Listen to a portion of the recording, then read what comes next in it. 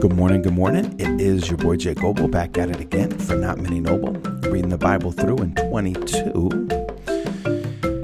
And we are April 7th. We're on April 7th, day 97 together. So closing in on that to day 100. Reading the Bible through in chronological order. Started with Genesis, went to Job, then Exodus, Leviticus, Numbers, Deuteronomy, Joshua, Judges, and now we are in Ruth. And we had some First Chronicles sprinkled in there throughout our time. And today we're not going to have any, but we're going to have a little more First Chronicles tomorrow. And then we're going to start First Samuel tomorrow as well. I really like First Samuel, at least the beginning. I like it. A lot of people like Ruth as well. It's I don't know why, but a lot of ladies like Ruth and a lot of dudes, it's not their favorite, I guess. I don't know. Maybe it's because there's some romance, a romance story. Let's jump in. Ruth 1:1. In the days when the judges judged, so who knows, over the last bit and pieces that we've read here, there was a famine in the land. Well, probably because children of Israel were disobeying. At least that's what God said specifically. I'm not saying that every famine is caused by disobedience. I'm saying that this specifically, he made promises. Do this, and this will happen. Don't do this, and this will happen. And they did the second, and bad things happened. So in some way, shape, or form, it is judgment on the land. During the time of the judges here. A certain man from Bethlehem, Judah, went to live in the country of Moab with his wife and his 2 sons. The name of the man was Elimelech, and the name of his wife was Naomi. The names of his 2 sons were Mahlon and Chilion, Ephrathites of Bethlehem, Judah. They came into the country of Moab and lived there. Kind of like, hey, we have inheritance here. Things aren't going well. We're out. Elimelech, Naomi's husband, died, and she was left with her 2 sons. They took for themselves wives of the women of Moab. Weren't really supposed to do that. The name of the one was Orpah, and the name of the other was Ruth. They lived there about 10 years. Mahlon and Chilion both died, and the woman was bereaved of her 2 children and of her husband. Then she arose with her daughters-in-law, that she might return from the country of Moab, for she had heard in the country of Moab how Yahweh had visited his people in giving them bread. So, hey, famine's over. There's bread. There's food over there. I'm gonna go back to where I've come from. She went out of the place where she was, and her 2 daughters-in-law with her. They went on the way to return to the land of Judah. Naomi said to her 2 daughters-in-law, "Go, return each of you to her mother's house. May Yahweh deal kindly with you as you have dealt with the dead and with me. May Yahweh grant you that you may find rest, each of you, in the house of her husband." Then she kissed them, and they lifted up their voices and wept. They said to her, "No, but we will return with you to your people." Naomi said, "Go back, my daughters. Why do you want to go with me? Do I still have sons in my womb that they may be your husbands? Go back, my daughters. Go your way, for I am too old to have a husband. If I should say I have hope, if I should even have a husband tonight, and should also bear sons, would you then wait until they were grown? Would you then refrain from having husbands? No, my daughters, for it grieves me seriously for your sakes, for Yahweh's hand has gone out against me." They lifted up their voices and wept again. Then Orpah kissed her mother-in-law, but Ruth stayed with her. She said, "Behold, your sister-in-law has gone back to her people and to her God. Follow your sister-in-law." Ruth said, "Don't urge me to leave you and to return from following you. For where you go, I will go. And where you stay, I will stay. Your people will be my people, and your God, my God. Where you die, I will die, and there I will be buried. May Yahweh do so to me, and more also, if anything but death parts you and me." When Naomi saw that she was determined to go with her, she stopped urging her. It's like, oh, that wasn't enough. Little speech wasn't enough. It's a great speech. It's a motivating speech. It's quoted frequently and used, I've seen it in many bathrooms in many homes, cross-stitched and painted and everything else in lots of homes. But when Naomi saw that she was determined to go with her, she stopped urging her. So her actions mirrored this. It wasn't just something she said. She acted. She did.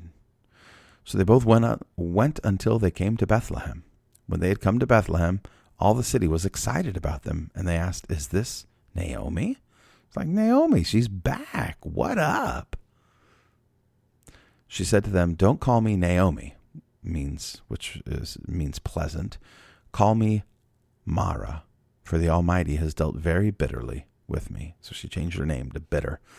"I went out full, and Yahweh has brought me home again empty. Why do you call me Naomi, since Yahweh has testified against me, and the Almighty has afflicted me?" So Naomi returned, and Ruth the Moabitess, her daughter-in-law, with her, who were turned out of the country of Moab. And they came to Bethlehem in the beginning of the barley harvest. So famine is over. Things seem to be going well. Naomi is back home, and she says, "Don't call me that. Don't call me Naomi. Don't call me pleasant.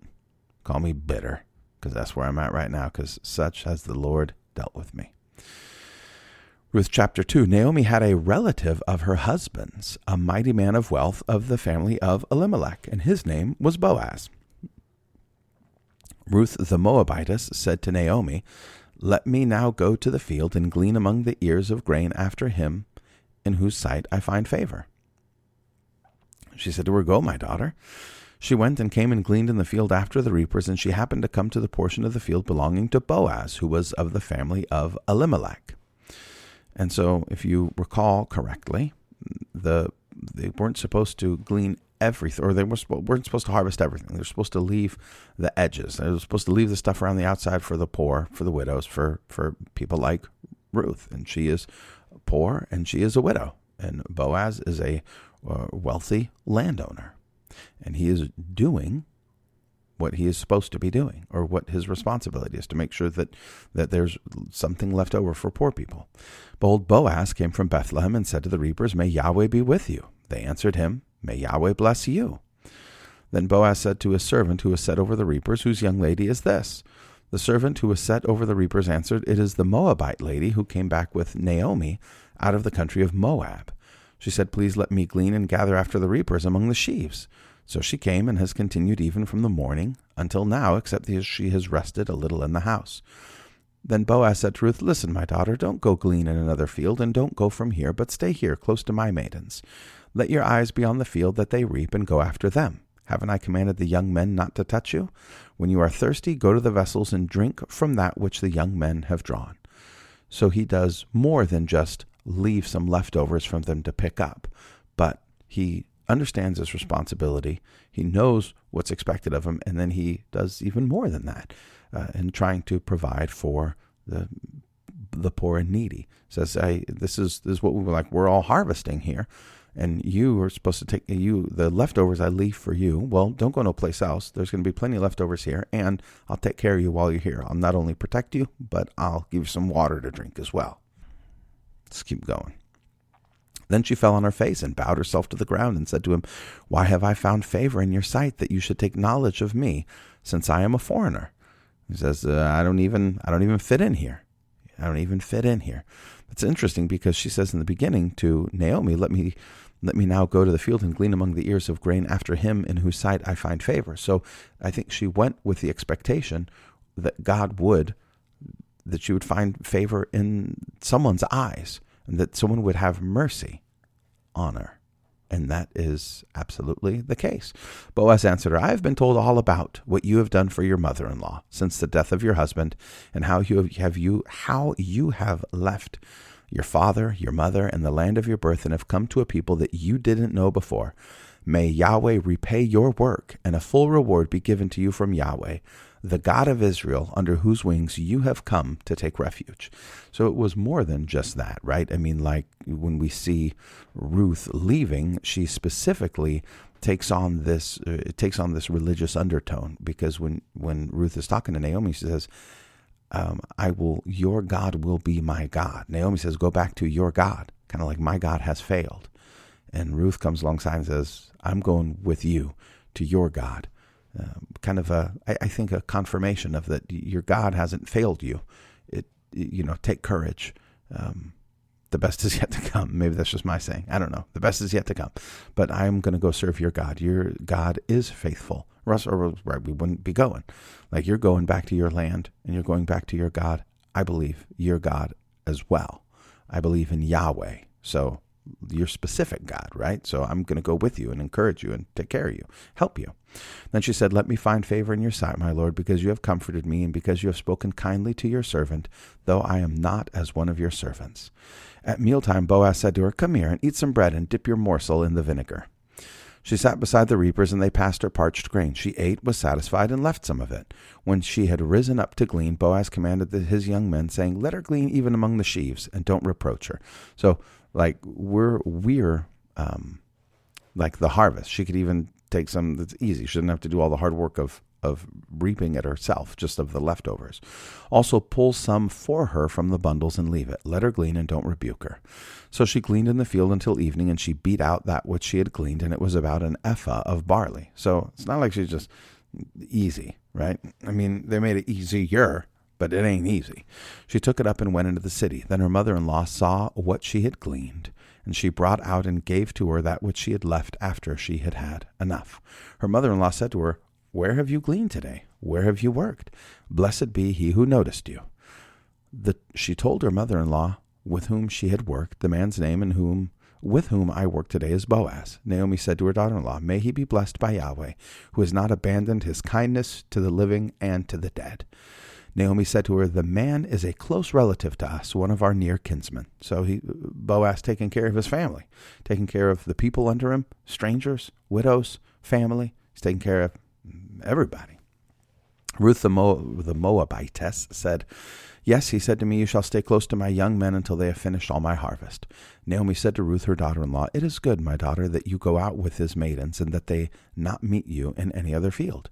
So she stayed close to the maidens of Boaz to glean to the end of barley harvest and of wheat harvest, and she lived with her mother-in-law. So she's taking care of her mother-in-law. She's doing kind of what poor people do, which is go out to the field and glean, and then bringing some back for her and for her family. All right, Ruth chapter 3. Naomi, her mother-in-law, said to her, my daughter, shall I not seek rest for you, that it may be well with you? Now isn't Boaz our kinsman, with whose maidens you were? Behold, he will be winnowing barley tonight on the threshing floor. Therefore wash yourself, anoint yourself, get dressed, and go down to the threshing floor, but don't make yourself known to the man until he has finished eating and drinking. It shall be, when he lies down, that you shall note the place where he is lying. Then you shall go in, uncover his feet, and lay down. Then he will tell you what to do. So I wish I could give you some insight about the uncovering the feet and the laying down. I don't know nothing about that, but I do know this. Wash yourself, anoint yourself, get dressed, get you looking good, girl, because, you smell like you've been in the field all day. So get dressed up, cleaned up. She said to her, all that you say I will do. She went down to the threshing floor and did everything that her mother-in-law told her. When Boaz had eaten and drunk, and his heart was merry, he went to lie down at the end of the heap of the grain. She came softly and covered his feet and laid down. At midnight the man was startled and turned himself, and behold, a woman lay at his feet. He said, who are you? She answered, I am Ruth your servant. Therefore spread the corner of your garment over your servant, for you are a near kinsman. He said, He said, you are blessed by Yahweh, my daughter. You have shown more kindness in the latter end than at the beginning, because you didn't follow young men, whether poor or rich. Now, my daughter, don't be afraid. I will do to you all that you say, for all the city of my people knows that you are a worthy woman. Right, so her reputation, taking care of Naomi, hard worker, preceded her. Now, it is true that I am a near kinsman. However, there is a kinsman nearer than I. Stay this night, and in the morning it will be, if he will perform for you the part of kinsman good, let him do the kinsman's duty.